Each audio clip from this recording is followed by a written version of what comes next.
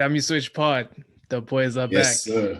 We're back. We're back. Always back, always back. Back with those unfiltered rugby opinions, some URC to talk about, some box to talk about. How are you, Chris? Yeah. I don't know. I'm good. I can't complain. Cool as are you? Yeah, can't complain myself. Stormers are back, baby. Hey. It was good for them. I mean, coming into this, they were the only URC team out of the South African teams that were winless. So I mean, it was a bit of a do or die moment for them. Yeah, I think as well for credibility for them as a franchise, as an organization.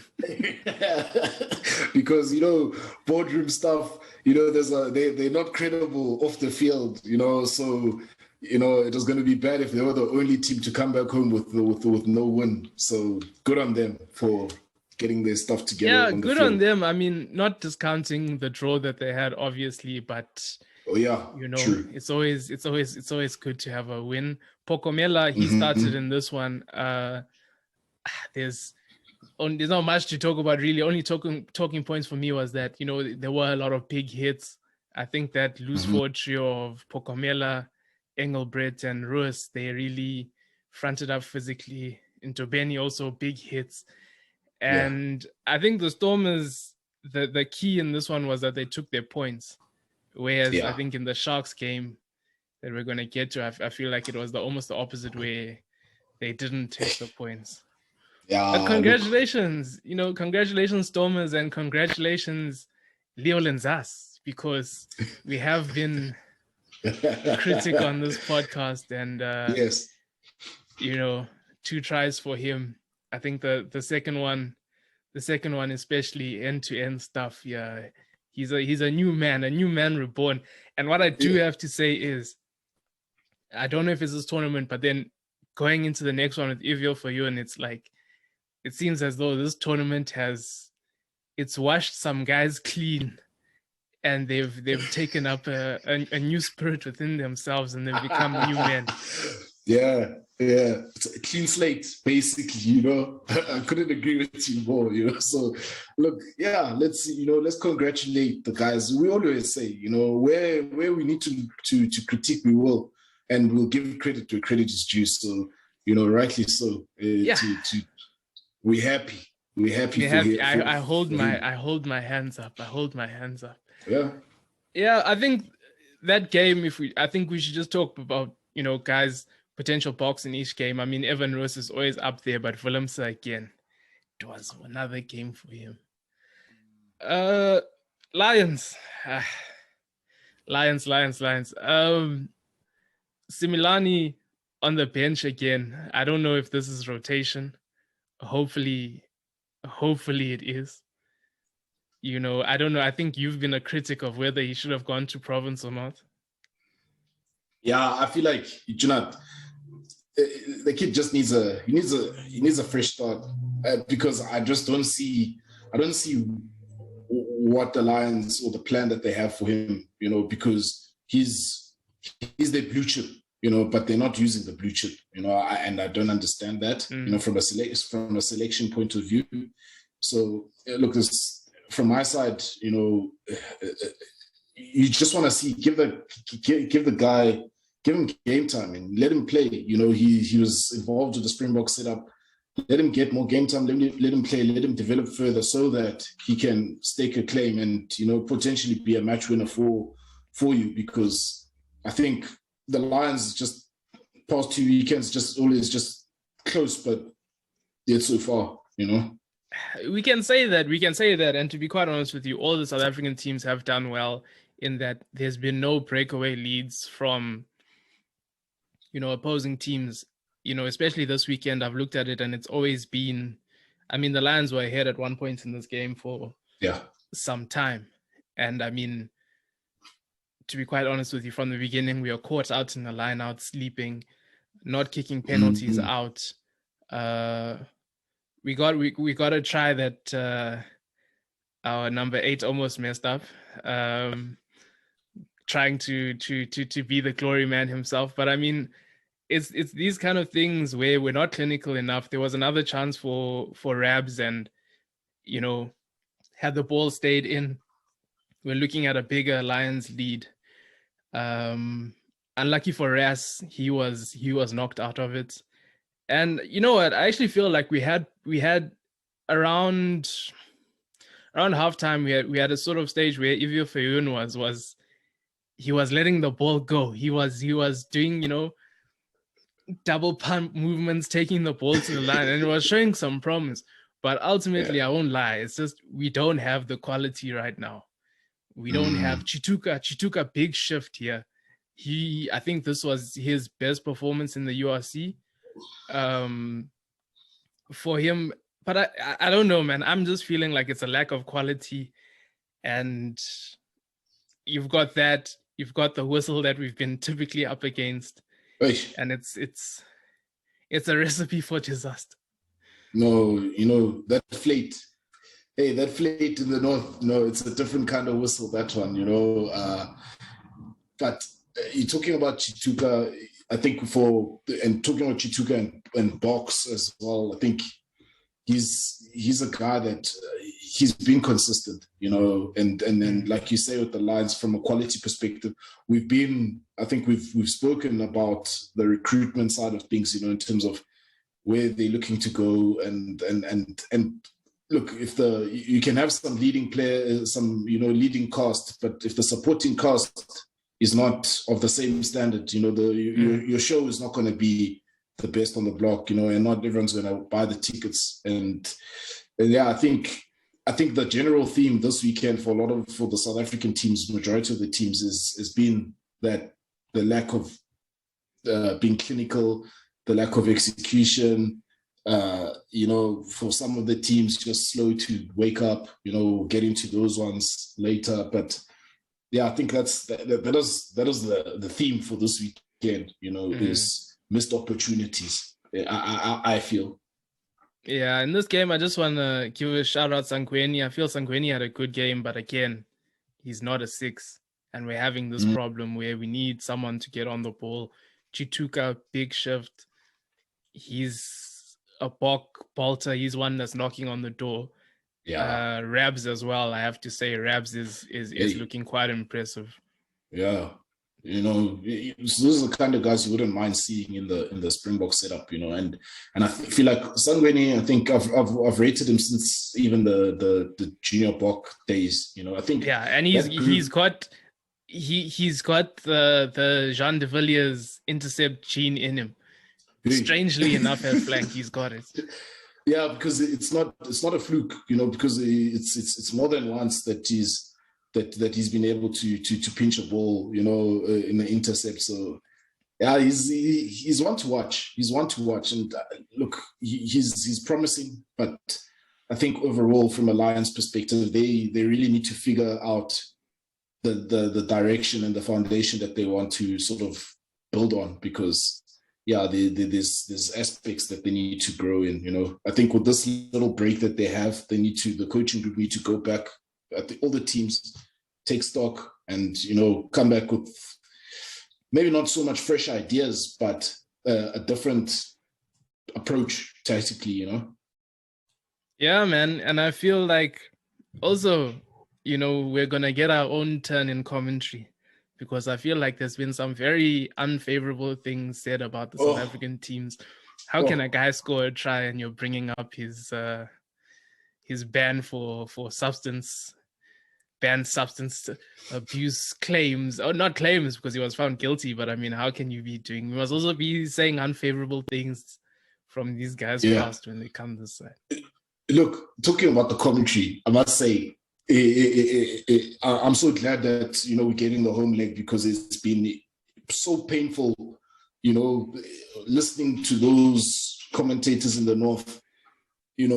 Those guys can put you to sleep, and even the commentary, you can hear how it hurts them to try and be objective, and not be biased towards the home teams. It's just, yeah, look, for as much as those countries are, developed and all of that, there's some aspects where they're not developed. They're really not. They are lacking. And I think SuperSport needs to make a plan, need to get a team for the away legs because we're going to start watching these games on mute, man, because we don't want to listen to those guys. They've got they don't have that thing, man. They don't have, no, they must shut up. There's no source. Noise. There's no source. It's too dry. Yeah. Let's talk Bulls. South African contingent of De Bruyne and Schoeman causing some problems there in the front row for the Bulls. Yeah, look, I think those guys, okay, they were motivated. That's one thing for sure, because they were playing against, Schoeman is from a team, compatriots. Even VPNL coming on there, VPNL was finishing them. Yeah, he came on and he finished them. I think, again, with the Bulls, I don't think we surprised as much because we've been going on about how their scrum is not as strong, as it should be for the type of team that they are and the championship team that they are, because they've been locally, domestically. And it was really exposed in this game. It really was, so I think we've said it, and they need to look at that, and I think even from the recruitment perspective, it's just unfortunate that Lizo had to be on the side of the receiving end. But there were maybe like one or two where I felt, they were unlucky, but the general dominance, though, they were being dominated from a scrum perspective, but even physically, again, I feel, sorry to cut you there, I feel even physically they were being bullied a bit. Yeah, I was actually about to say that. You took the words right out of my mouth, Quarters. It was surprising, actually, to be honest, the way that the Bulls pack they were being manhandled, and then you have Jaco van der Walt, who was moving that Edinburgh team around nicely, and he was, hey man, it was nice behind the ball, delayed sort of passes, they were getting in behind him, defensively making them second guess themselves. And what was sad is that the Bulls weren't able to make that adjustment in game, especially in that first half. I felt, when Van der Walt went off in that second half, that's when the chances to actually get the win went up significantly, because you could see Edinburgh didn't really have that shape. And I mean, Bulls dominated, they came back into that game, but a little too late. The other thing, but they were robbed. They were robbed. That Madosh, that was a try. Tambwe was robbed. Yeah, it's just last week you said the Lions were robbed. Here, the Bulls were robbed. Tambwe, that is a try, and it's again going to that commentary thing where it's unfortunate where you've got Bob Skinstad. He's saying it's a try, but he can't really say that it's a try, because then it's taking away from the officials and undermining the officials. So it's another situation where it's just like guys need to come out and say with their chest, it was a try. Yeah. This is a robbery. Yeah. But you must remember, he's staying that side. So, hey, he doesn't want to ruin his comfort, because, he's got the visa and all of that. But typical of the Northern Hemisphere, they're robbing people of what belongs to them, but that, for me, okay, first 60 minutes, Bulls were not in it, but definitely in the last 20 or maybe first 15 minutes, and definitely last 30 minutes or so, they were in that game. And from what they showed in those 30 minutes, they potentially deserve to come away with the victory. But you can't reward, the start that they had, and the way that first half was just really poor from them, but I agree.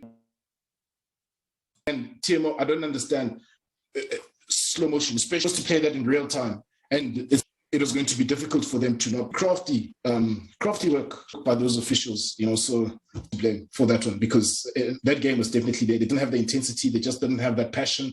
And they didn't get the result, which is rather unfortunate. Maybe I think they came away with a bonus point. Not sure if they did, for coming within 7, but overall, no. It's just... Yeah, man, there was there was a time where I was even feeling like, no, get these boys back to Loftus, because this is what a 4-week tour does to a team. Yeah. You know, there did come that point where it just felt like that. But I mean, if we're talking, let's talk first bad games. Creel had a bad game. Stepped Yeah. into the line for the first try. You know, that then they were able to put that little kick. Skinsat was also on his back. Rightly In so. commentary. But I felt like it was heavy-handed. From him. It Yeah. was a bit much. Good performances, and in Bockwatch, Curtly Arendse, I feel, you know, he's the magic man. He's the guy that's sort of getting out of uncomfortable positions where you think that he's in trouble. You know, Yeah. he's that guy. Yeah. Yeah. You can't take away that quality, that X factor. The thing is that you can't buy that, you know, and many times he saved the Bulls, you know, in difficult situations, got out of jail. And, you know, there's almost moments where he could have created some things, just didn't go his way. But, you know, consistently, whether it's been on defense, even on defense, he's very strong on defense as well. So, you know, you hope, you know, going into, you know, the future. I understand this tour for the Boks is 3 games, so maybe it makes sense why they didn't cast the net wide. But going forward, you know, you want to reward the guys, you know, for their performances, and I feel like he definitely should be one of them that's on that radar. You know, he had a good one. I think Chris Smith was under pressure, you know, a lot at 10, but I think he managed it well, you know, and then Cornell Hendricks, you can't fault the man. I think he also had a decent outing, you know. The guy that had the game for me was Bismarck. Bismarck had he had a big one, and it's that situation where you don't want the throwbacks, and we have Dweba, and you know, we've got Marks and we've got Mbonambi, but Bismarck as well. He's showing how much impact that he can have on a game. Yes, you know, even though there's a way he gave away 3 points because he retaliated, which is unfortunate, but overall, yeah, you can't take away his impact and his quality, because, you know, you can see that, no, that's a test player, you know, who's got the experience. You know, he had a big one. I was just disappointed with the loose trio of the Bulls, to be honest, because they didn't affect the game at all. They didn't impose themselves. I think just as a pack in general, outside of Bismarck, there's nobody that was like supporting, backing him up, you know, on that side, because he was imposing himself. And, you know, the other guys, it's like you said, you know, a 4-week-long tour. It's understandable, yes, you know, but at the same time, you know, when the way that they woke up at the end, it's like, is it really understandable now? Because, you know, where's this been all along, you know, the whole game? But yeah, it's just, look, one thing for sure is that they're not a bad side all of a sudden, you know. One thing for sure is that coming back home, playing at Loftus in a couple of weeks' time, I think we'll see a different kind of Bulls team, you know, and I think a lot of things will be set straight for those teams coming down here. They will know. Yeah, they're gonna learn. Mm-hmm. Let's talk Sharks. Bosch back at 15, filming to the wing for Abrams. This one, interesting game. Pepsi 1-on-1 missed tackle. I think that's the difference. Yeah, but I mean, for me, he made up for it the whole game. I thought he had. I'm gonna go straight to talking about guys pushing for Boks, and it's Pepsi. His ball carrying in this game, I didn't realize how good of a ball carrier he was until this game, and he doesn't. Yeah. He's not a big oak, but you know, he's made of steel. No, I know he carries strong. You concuss the man. You know, it's that the prop fell over. You know, I was just like, yo, no, Pepsi is angry today, and rightly so. I think he would have been kicking himself because because of that early missed tackle that gave away a cheap 7 points to Cardiff.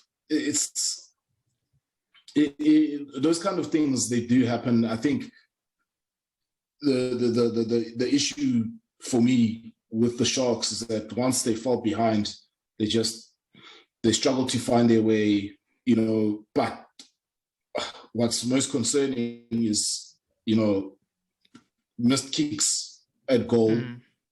And 3 different kickers. Yes. And then the other side of it is also the decision making, especially in the second half, where, the kicks are right in front of posts, you don't take, then the ones that are hard, then you try and take. You have to question that, from a leadership perspective. But maybe, in the game, in terms of the flow of the game, you can understand, what Pepsi was thinking from a captain's perspective, that they felt that, they had the momentum because they got there in the 22, and they could sort of keep putting pressure on them. And to be fair, let's be honest. Every time the Sharks got into the 22, there was an infringement. There was a penalty from Cardiff. And he asked the question of the referee. He put the pressure on the referee. And as we know, the referees, that side, they're just not responsive to that. And for me, I felt like a lot of those infringements were deliberate infringements to kill momentum, to keep the Sharks out. And it's as if they knew that the referee wasn't going to dish out a yellow for discipline.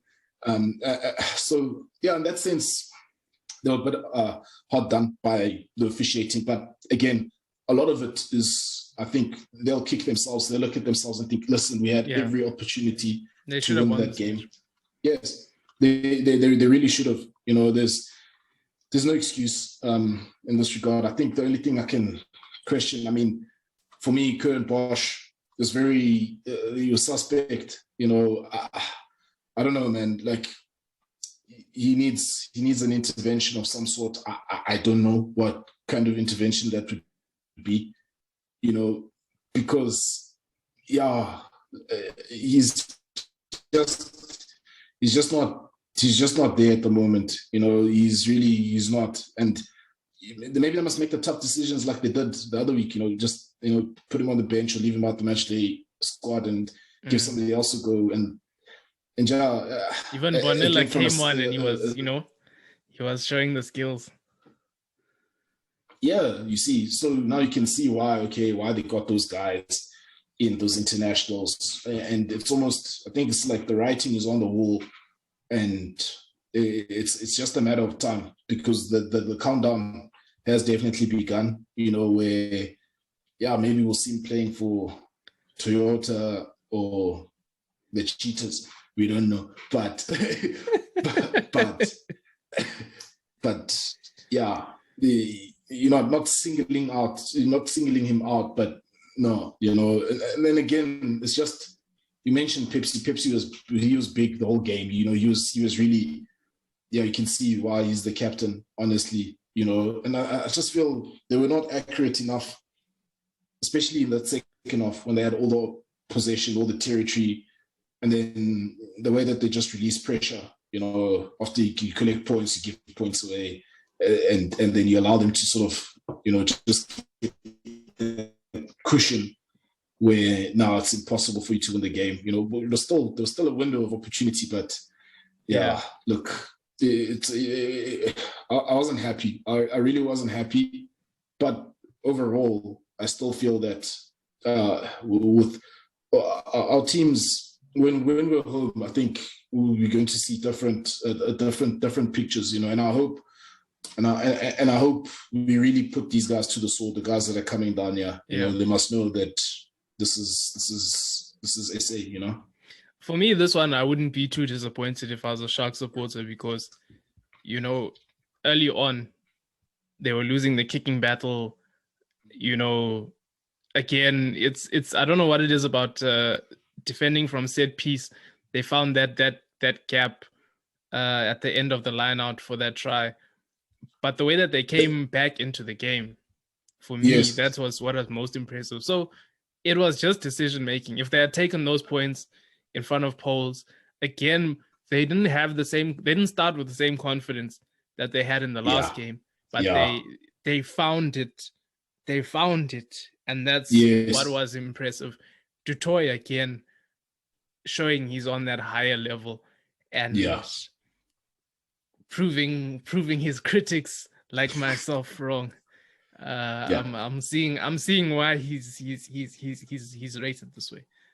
Yeah. Look, he's got the qualities, and fully agree with you. You know, they did find their way, the Sharks, you know, in that game. You found their sort of mojo. I was just concerned, you know, in terms of Peter Chamberlain. You'd have thought that off the high that he came off last weekend, he would have been able to maintain that consistency.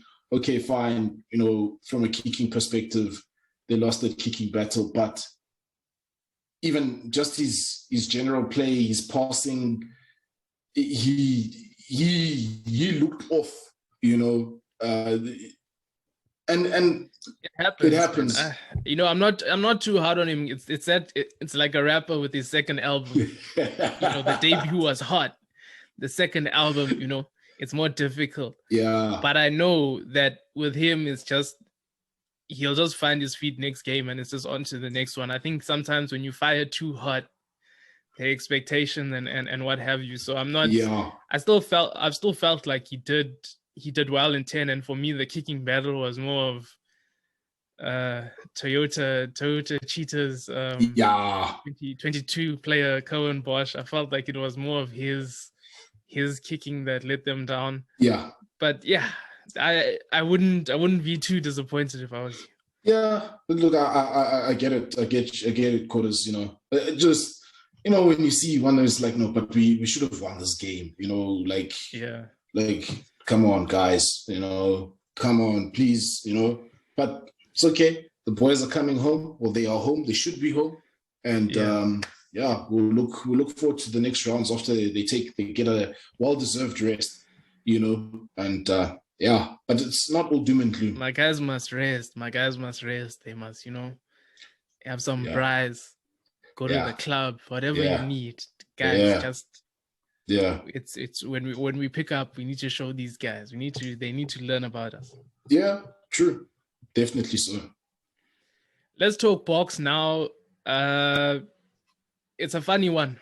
It's a funny one because normally when squad announcements come out, we're all at each other's necks. But this one, it seemed like everyone was just like, okay. Not very controversial. It just seems, even playing up the fact that there's two uncapped Springboks, when in reality it was just one guy that got called up in Murat because Williams has been there. So it was basically just one addition. Yeah, you know. Yeah, I mean, there's the only thing really that we can speak about with this squad selection. We can say that, okay, you know, there's guys that we thought, you know, could have got a look in, you know. The one thing that I can question is the justification, you know, from the coach, you know, reading the articles, you know, talking about the team, you know, individuals are performing, but they're not, you know, the team's results are not going through. And I'm like, but you can say that about a lot of these guys, you know, that the team's results are not there, but their individual performance, and surely they'll be able to add value to the group, or, you know, just for looking.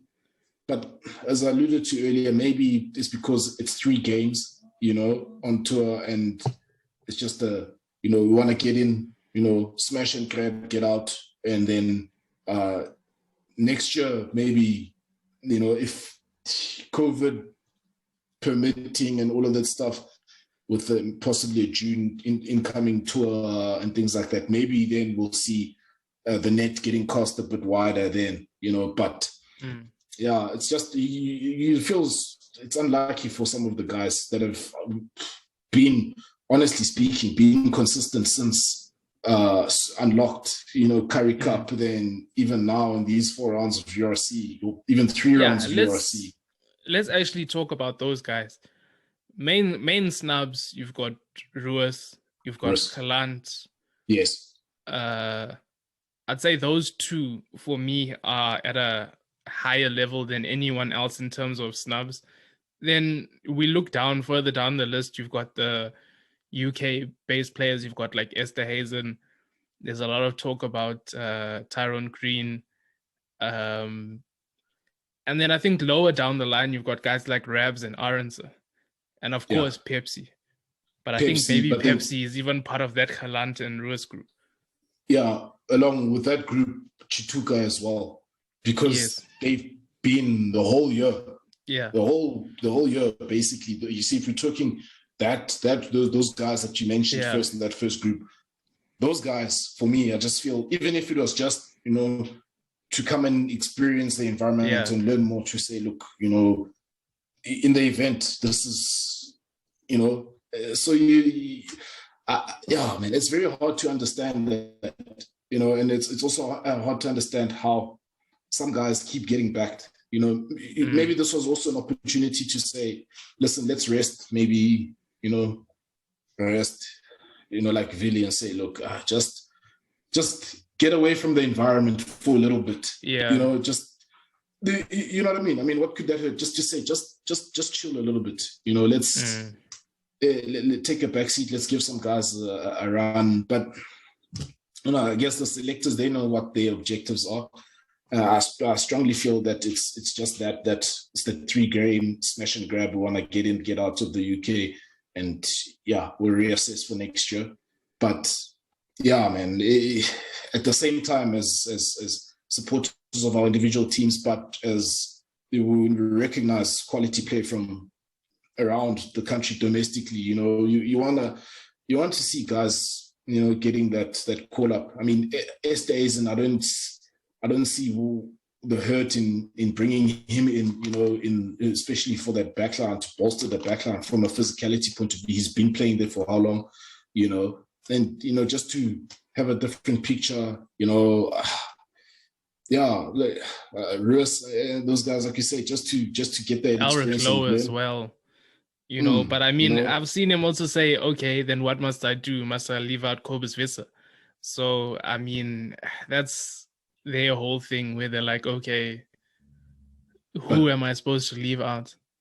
But then what? Wait. Then I'll ask the question: what's Kobus Visser been doing? I'm just genuinely asking. Like, no, you can't be saying that, man. You must pick the guys, because what it looks like is that guys, it's almost as if, okay, some selections are basically cast in stone. They won't change. Yeah, it's a long term. It's a thing with a long term view. That's why, because he's like, this guy just got here 4 games. He's under 10 test matches. You've just gotten him acclimatized to the environment. Now you want me to drop him? That's basically what they're saying. What he's saying, and we're not saying drop him. We're just saying bring another guy in. I mean, for the rugby championship, they understandably they were outside for 4 weeks. But I mean, what's different now? They're going to be in Europe for almost 4 weeks, because they'll be in France for a week training camp, and then kicks off on the 6th. So I mean, put the guys in there. You could do it, but maybe as well from a national perspective in the URC, maybe they don't want to take away from our franchises because the tournament is still going to be continuing. Maybe that's also an influencing factor. But I mean, the pinnacle is always the Springboks, and that's who we want to make sure that those guys are winning, because we must beat the English.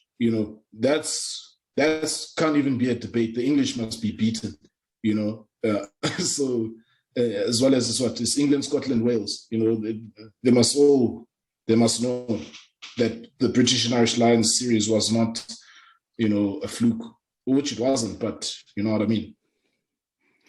Yeah, man. Any closing comments from this week? Look, I think one thing to mention. It was sad on Monday morning to see, the Chiefs.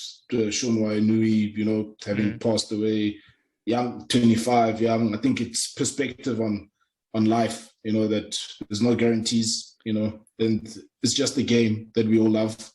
But then these guys, they also have families outside of this thing. So yes, we'll be hard on them, and they're professionals and everything like that. But we must also bear in mind that they're people, and I felt that, I was just like, I don't know the guy, but felt that because I was just like, damn, it's like that, just so. But yeah, other than that, pick the guys. Coach Jacques, come on. Come on, Jacques, man. Come on, Jackie. Dummy Switch Pod. Out. Yes, sir.